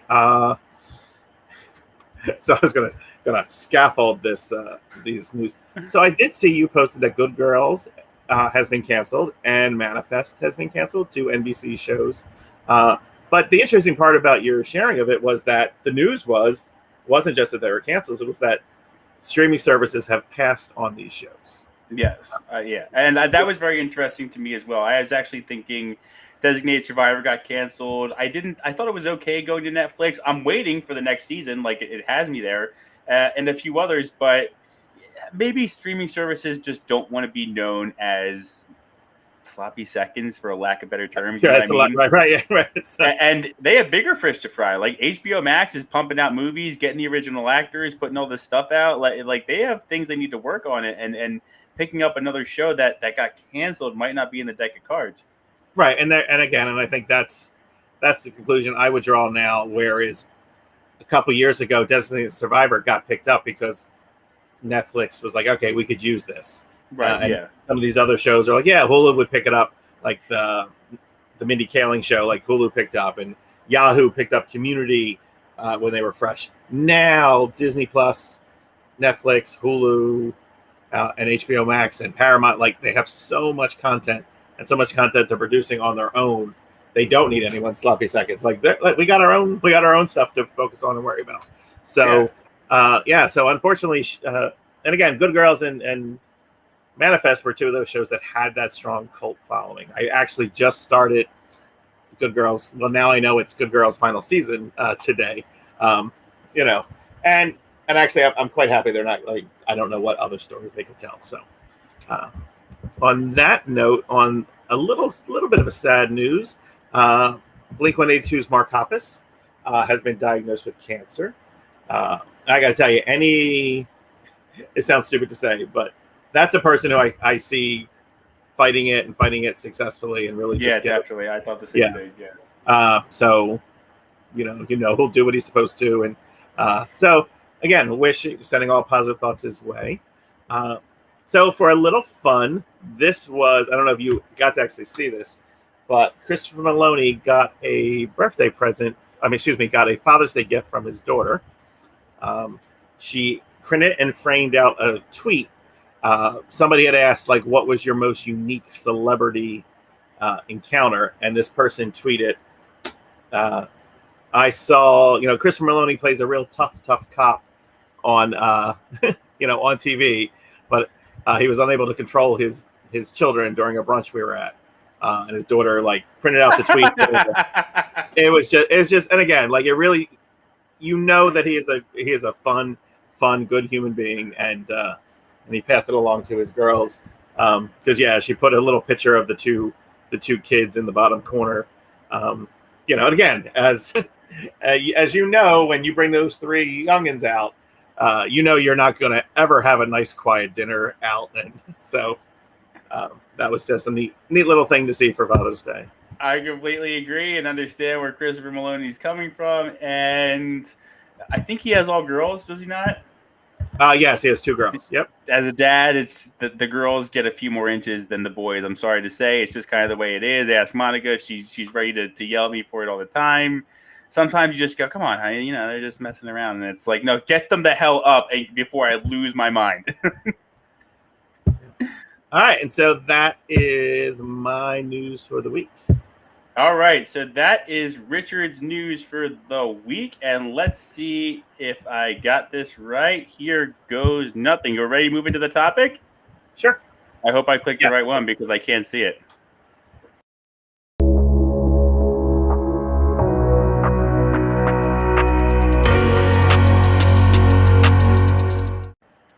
So that's my short little intro, but we're going to start doing that. I think that's good. We like it, right? I think I texted you. I like it. I like it. No, it's nice okay. I know that you might text you back 2 days later. It's no problem. No. I mean, listen, I get made fun of all the time for my lack of creativity with certain things where I'm just like, oh, I'm going to make this slideshow. And then my principal will be like, why is all the background white? I'm like, what else? What do you need? Like, so somebody one day told me, if you do a slideshow, PowerPoint, Google slideshow, it's about giving you points to kind of remember to talk about. And I know some elements of that change, but yeah, like, and I guess, like, I don't need a background with a pretty picture. But speaking of background, let's decide right now to let our handful of viewers know, are we going to try to talk vaguely? Are we going to straight up say who the killer is? Oh, no. If you are listening and you have not seen Mare of Easttown and you want to watch it, now is the time to shut this off, okay? Because we're going to go into details. I was going to say, bookmark or save us, and we'll come back and watch this when you've watched it. And tell us what you have to say. Richard, Is Shanna watching? I just found this while looking up Mare of Easttown. Shanna, if you're watching, look away now. 7 hours ago. HBO chief on potential second season of Mare of Easttown. But it doesn't, that again, as we just said earlier, right? Just on the potential, let's right? see what he has to say. Chief content officer at HBO and HBO Max said he basically doesn't know whether Mare of Easttown will be back. People tend to think that those decisions are like ABC in the 70s. We need more Mare. We need more Mare. The exec told at a press gathering in New York City today. The acclaimed limited series. So we'll leave that up here for a second just so people can take a look. And as Richard always says, we're about 5 to 10 seconds behind. So if you're looking at this, we hope to clickbait you into coming to watch our show. But without jumping to a second season, Richard, your initial thoughts on the show? Sure. So I was just going to say, if we're doing a podcast about a show, it's for one of two reasons. It was amazing or it was just infamously bad. And this is an amazing, So agreed. You're going to hear me say the word Broadchurch a couple times. It's a British show that that the creator borrowed a lot of, influenced a lot of his show. That went on to have a second and third season, and it did not need them. They were fine. They were strong. But, again, this is a case where, we'll talk more about this throughout. I can't remember. Oh, Dr. Riversong. Yeah. Sorry, I'm catching up on something Tim said an hour ago. Do you guys know Kate Winslet? Does anybody know who Kate Winslet is?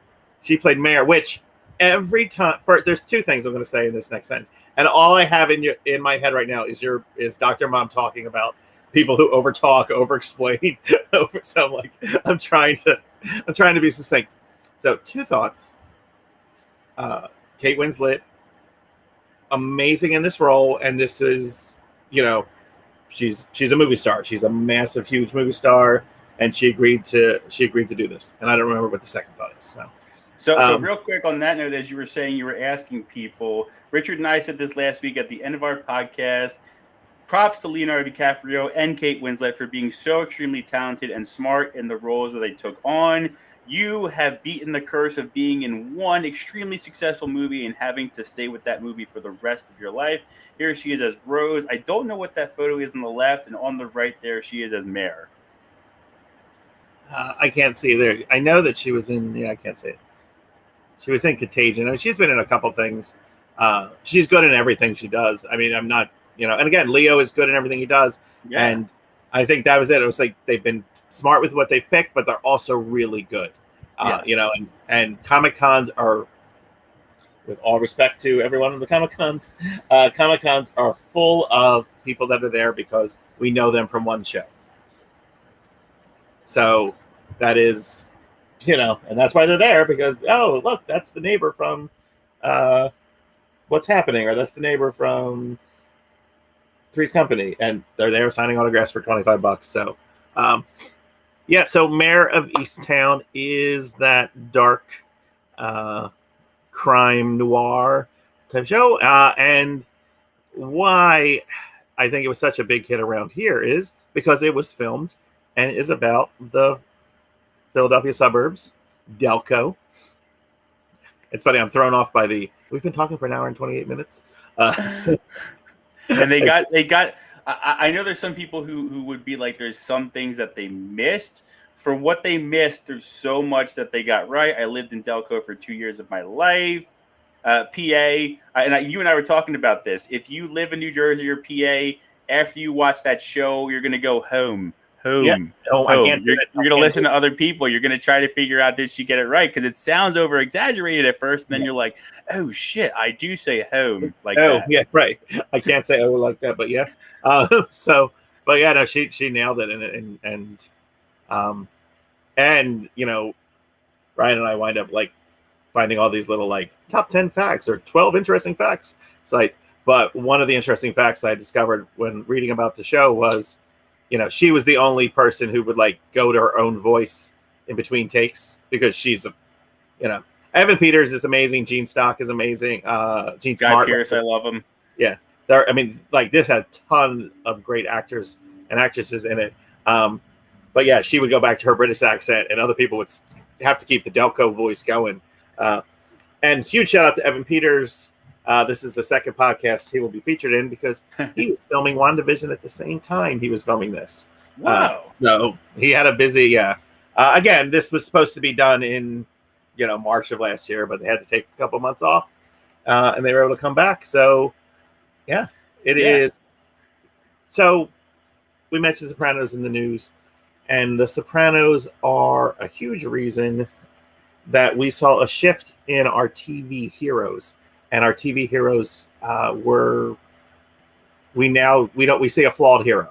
We do not. You don't see the clean cut. We do not see the clean cut. Right. Tom Selleck in Blue Bloods. If he's flawed from like, oh, I didn't report that you were jaywalking. This is killing. I mean, she's drinking up a storm.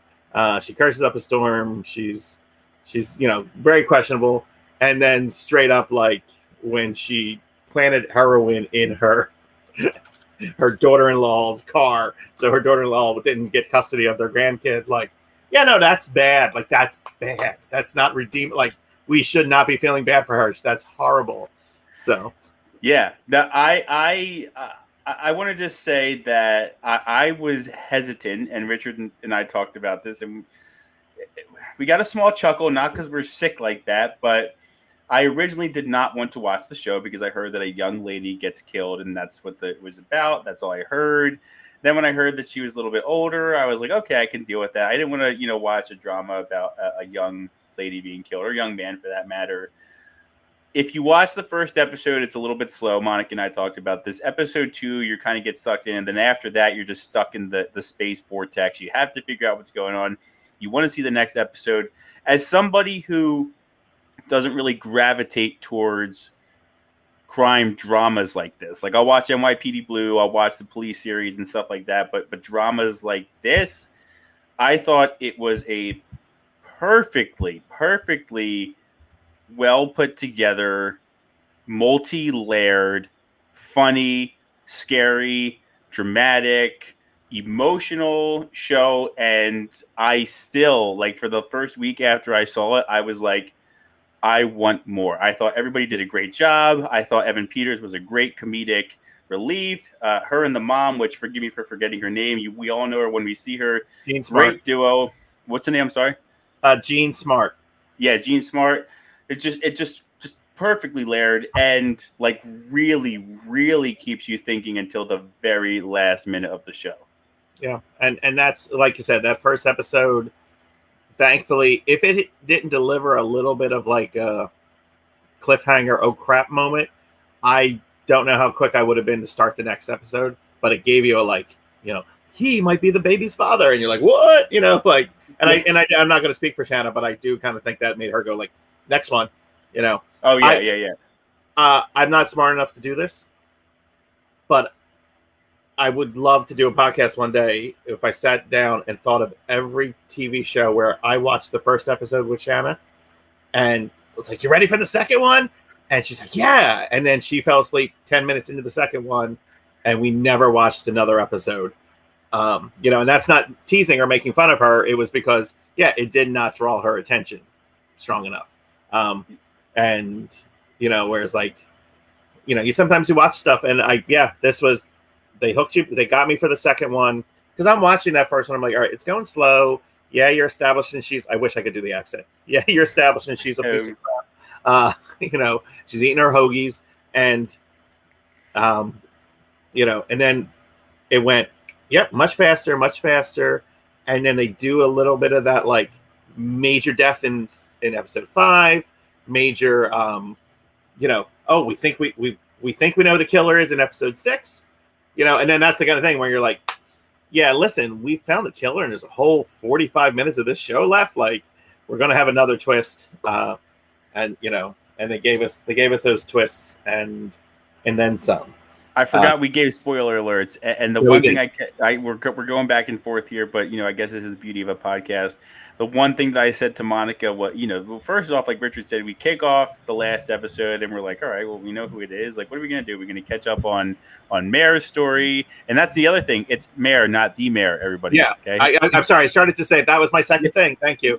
Okay. Every time I recommend this show to someone, I'm like, Mare of Easttown, like Mayor of Easttown. I'm like, oh yes, Mayor. She's Mayor. And Yeah, we've all Mare. known, hey Mayor.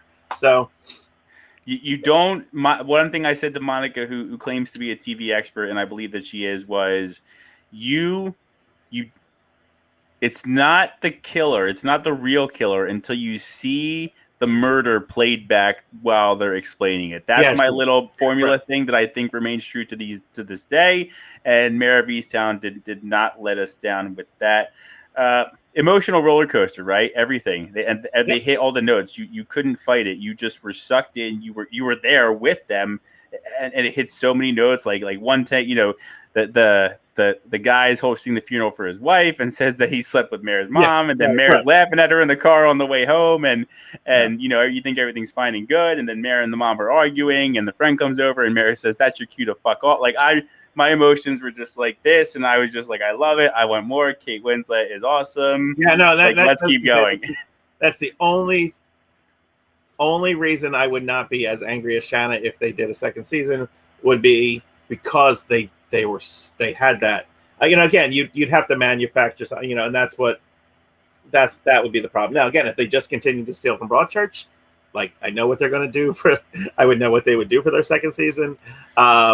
Except they did go a little further in this season. So all that being said,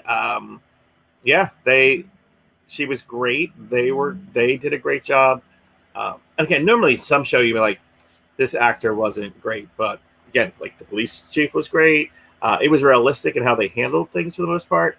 And I was curious that they did not use Philly TV stations. I thought that, and I don't know if that was just because, like it's ABC's NBC affiliates, so they didn't want to. So.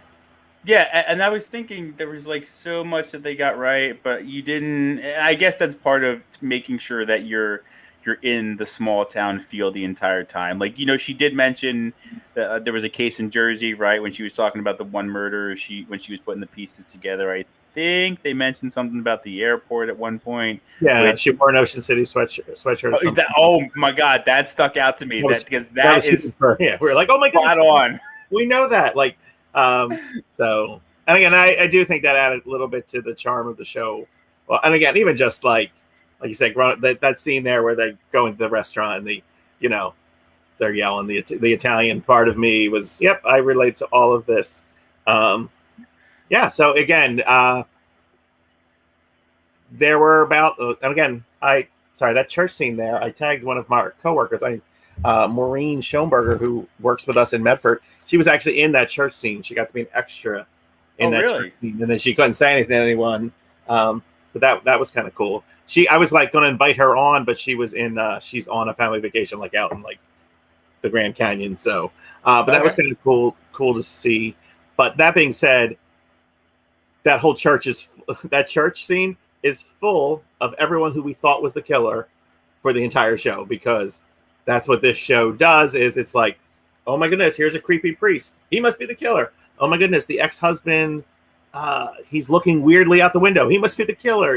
Like, oh, the two brothers. Yeah, like, the baby daddy is like literally.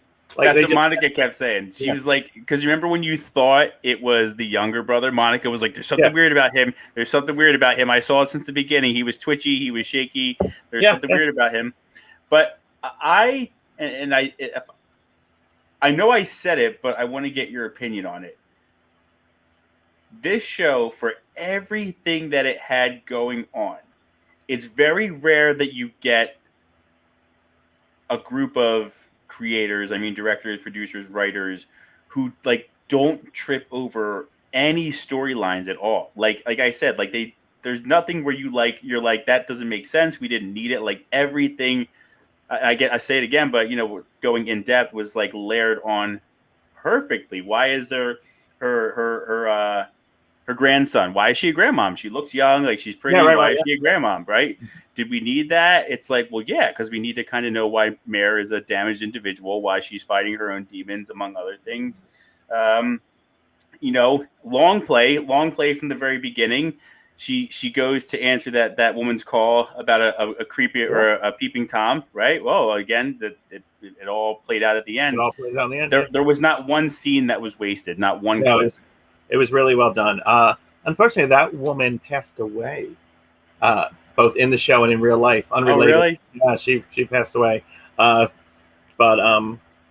again, even her death, like every that's a key. And I always talk about that when we watch, when we talk about these shows, like how much of it have they known for 3 years? How much, and I'm curious how much COVID helped them in that, like, yeah, they had nothing but time for 6 months to make sure they had every storyline tight and the editing thing, and this was Kate Winslet's first executive producer nod, which is crazy to think about. So she was extra. She was extra in this, extra in a good way, making sure that this was. But yeah, that's the thing. Like, there's very little wasted stuff. For a second, I thought maybe some of the stuff with like Mare's daughter's relationships, but it all tied into her dealing with her brother's death. So like Mare, the entire time we're seeing how damaged she is. She's divorced. She's raising a grandson. Her son battled addiction, and they do a phenomenal job in a really short time of showing how powerful addiction is and how it affects families. And then just the idea that when he takes his own life, he blames, like the family blames mom, and even though everybody, mom and dad had an equal role, they showed dad really, really positively. Except for the few minutes we suspect him of being the killer. They show him really, really positively, and again he was Roy from The Office, who was we didn't like because we all wanted Pam and Jim to be together. I remember you said that. Yeah, but he did. He's a phenomenal actor as well, and he did a really good job of making you couldn't tell if he was slimy or whatever that word is. So yeah, we just kept seeing she's cousins with a priest. Like, again, I think it was a great Evan Peters line about like, who are you not related to in this town? And I think that's what also appeals to people, probably not just from our area, but from other small, like, yeah, this is a small town show. She knows everyone. She's gone to high school with everyone. She's she's Mare of Easttown. She was the high school basketball star. She impacts was it the Screaming Eagle? I think so. Yeah. Was that a Screaming Eagle? I think so. But yeah, no, they did a really good job of capturing that. I found a great quote today about HBO did not want her to look like she looked. They wanted her to look more glamorous. And she's like, no, I'll do this without makeup, without doing my hair professionally done. And it pays off, because the 2 or 3 times she dresses up in this show, like at one point she dresses up to go on a date with Richard, the writer. Oh, and yeah. And it's like, shut the F up. Like, and then she gets to the party. She looks like Kate Winslet, who, I will not hide it, is one of the most beautiful women in the world. Yeah, she's beautiful. She shows up at this party, and the idea here is that he's a writer, and these women are fawning over him. Like, he legit says, peace out. Like, he did not do it in the show, but like, if he sees Kate Winslet looking like Kate Winslet show up, and she's Kate Winslet with like a couple pounds on her, so she looks like a woman, as opposed to like, she doesn't look like a Hollywood star. Yeah, I mean, that's Kate Winslet. That's what Kate Winslet should look like. I mean, that's and again, it would not have worked if she looked like that the entire time. It would not. No, it would not be Delco. Yeah. Yeah. Right. And again, even like, listen, I'm laughing because I'm sure she'd laugh. Even the scene where I'm talking about her looking amazing, she doesn't look like she looks like on a red carpet or made up for a movie. Like you just said, and I'm sorry, Shannon, Monica, you both might be listening, but like you said, like she was like, it was a different kind of like, whoa, because she wasn't like this. You see her as Mare, and then she comes out, and it's a different kind of like, whoa, like, okay. Right. No, right. And again, it's like, yes, our significant others are beautiful to us all the time, but Gorgeous, love them, yeah. anytime they get dressed up, you still do it like, whoa, like You're like, hey, I wish I could give you back what you're yes, but yeah, this is it. This is what I look like right now. So yeah, suspense, pacing was great. Again, I think I might have said this last week. If Evan Peters is not one of our top, like, Tom Hanks level stars in the next few years, I will be shocked. Or like, I guess Leo, like, he keeps making, he just needs to get that breakthrough role. But he is just I think really he got good. it right. Yeah, he's just like really he's on his way, because I was actually kind of surprised, if you will, that he got to be paired up with Kate Winslet. I don't know, we're not the casting directors. Didn't know he was in it. I was like, oh shit! I was like, that. But again, no spoiler alerts. We gave you all the warning. Richard, one of the most shocking deaths I've ever seen in entertainment. Yep. I literally was like, oh no. There was quick. There was nothing about it. You just see boom. I was like, oh, what? Because and I both pride myself / make fun of myself for the fact that, and again, Shannon will get annoyed watching TV with me because nothing surprises me, nothing takes me back, because I'm like, I've seen 100,000 TV shows, and I know the paint by numbers that most TV shows go by, so and this one, they did a good job of suckering me in, because they're like, to me, like, there was a romance between the two of them that was questionable, and like, was she just using him? And we were led to believe that maybe it was going to work out with them a little bit, which made no sense on any part. And then it's just like, boom, he's dead. It's like, oh, okay, all right, that's right, yeah. And then at the same time, like, we thought that they had found the killer. We thought that they had found, but it was, they had solved another crime, which was kind of cool, which was a little bit of a positive. As tough of a show as it was, it did have a positive feel to it, in terms of, you felt positive for her at the end. So yeah, exactly. and again, like, they did find there were missing girls, and that you just assumed the cases were all linked. Another classic trope of this was, you thought we were solving one mystery, and that's when we halfway through, like, and again, episode 5, Evan Peters' character dies, and we realize, oh, we have not solved who the killer is. This is unrelated. Yeah. Going back to what you just said there, that one scene in particular, when they get to that house, that's what I'm talking about. The scene where they got to the house and the girls. Okay, that's like Saw, Silence of the Lambs. Yeah. 100%. The interviews and the gathering intel details, if you will, that's like NYPD Blue. The scene where the brother, who was a drug addict, lured the mom with cancer to I was terrified. That was horror. And, like I said, the comedy between the mom and that, like, again, just like so much going on, and nothing tripped over one point to the other. It was just so perfect. Yeah, again, and that's a great reminder. I know sometimes I often feel when we do these podcasts, the truth of it is, it's Ryan and I just kind of talking. And I feel like, if someone's listening to us, I don't know if we're fully giving justice to some of the things we're trying to hype up. So I'm going to take that second to make sure I do it, because Ryan reminded me, like, just, the friend who was, the friend's brother who was dealing with an addiction issue, and again, I think he was in there to show Mare's compassion. But again, he also was the reason they break the case in the end, or helped to break the case in the end, because he had some clothes that he was given, leftover clothes of the murdered girl. And then just, you think for a second that the cancer victim whose daughter has been missing for over a year, like, maybe there's a lead here, and nope, it's just the drug addict trying to get some money from her. Just, again, heartbreaking, and realistic look, not as Hollywooded up, for lack of a better word. Yeah. Is what this was. Speaking of Hollywood, one of the stressors, probably one of the most stressful things, which is funny to say in this life or death show, was that Mare had been raising her 4-year-old grandson after her son took his own life. She got custody because the Can you hear me okay? I can hear you. Oh, yeah.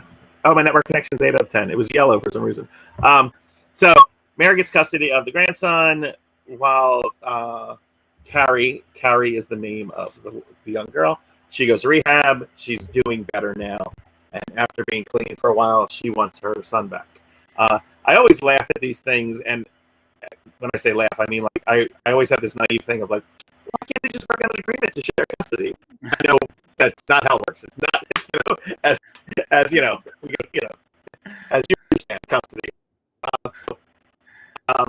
But long explanation, long OCD explanation aside.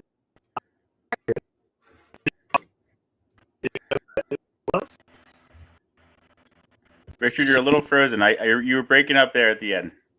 Yeah, look at that. Now my network connection is 0 out of 10. Now I can hear you. But I can hear you at least.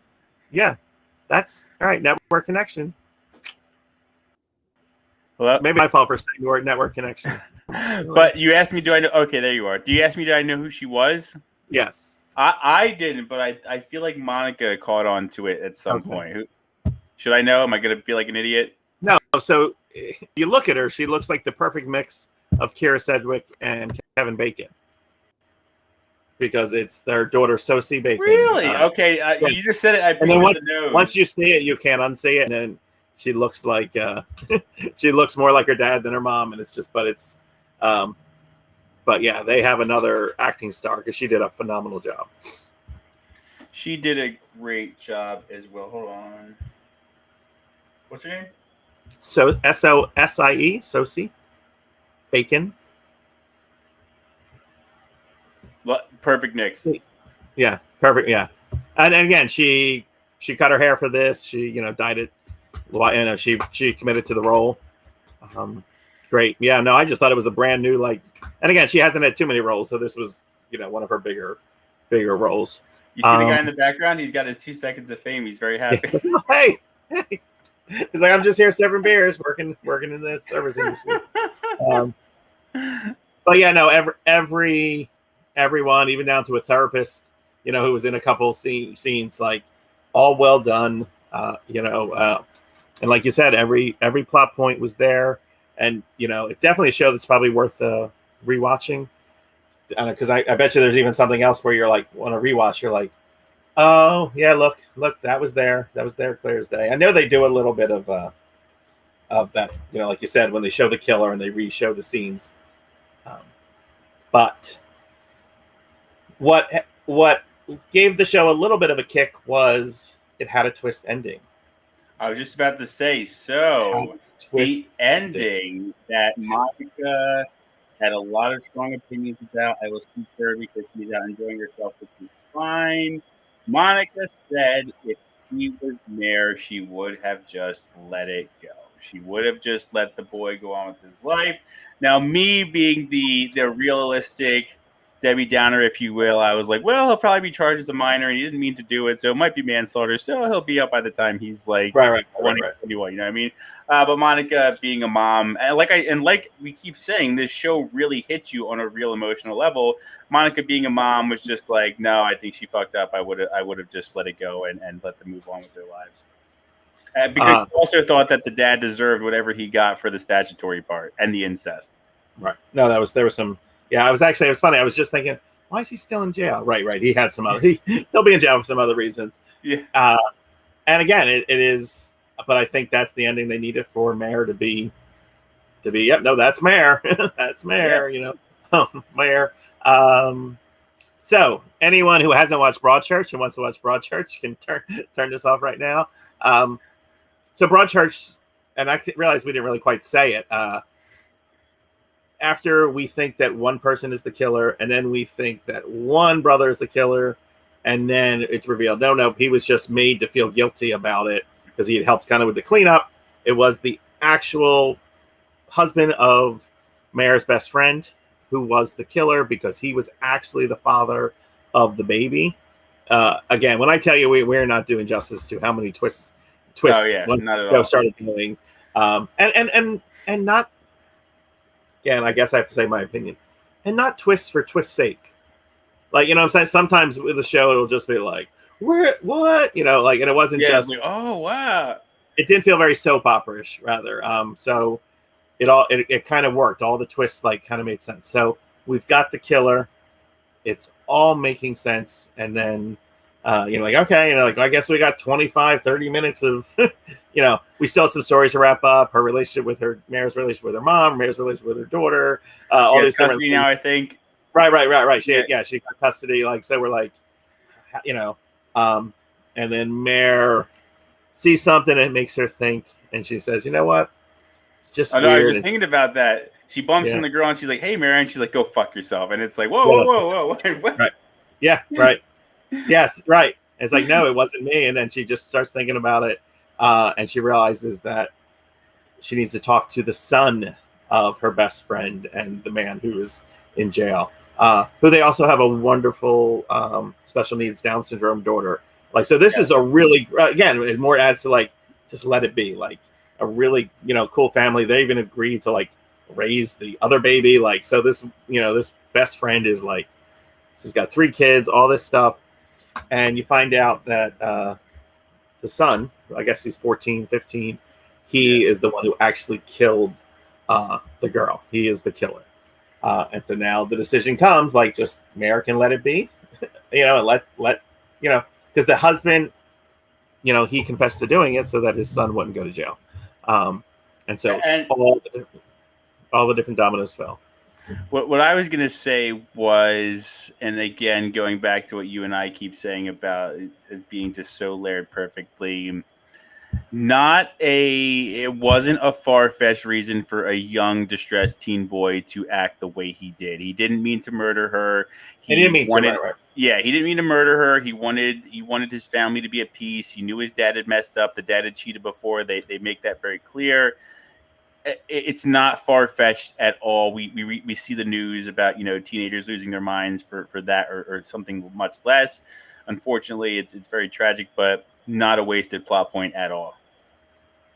So, second season. Now, what they did was in Broadchurch, when we find out it was actually a little boy who was the killer, and the dad had, was taking the rap for him. That's the big end twist ending of Broadchurch, except that season ends with the dad still going to jail, and they don't do anything about the son. And then the second season is the court trial with a couple other little things, but they focus on the court trial where, like, and it's really well done because the lawyers are able to be like, you don't have proof, but he on the stand still, he wants to be guilty. So it's like this kind of craziness, and then they even did a third season. And I'm just forgetting how they actually handled eventually when they figured out it was the boy and like why put him to jail. And the mom of the boy went on to become Doctor Who. So you think that Mare of Easttown knew how to do it, we have carefully woven our entire podcast together because we communicate well. So we can tie in our first hour. We do communicate well, and Richard and I... Wellish. Richard, I understand. Because of our understanding communication, I know if I text Richard, I need to do it 2 days in advance. He's getting better. You're getting better about it, though. I see you. And listen, I get distracted. We all get distracted. But yes, we're a completely different platform. This is one of our 3 podcasts, the Oppenheimer Projects. Richard and I have something very special going here, or at least I like to think so. But we'd like to be more entertaining. We both like cinema, TV shows, and things of that nature. So with all that being said, we're adding new things to keep everybody interested and keep it fun. Here we go, Richard.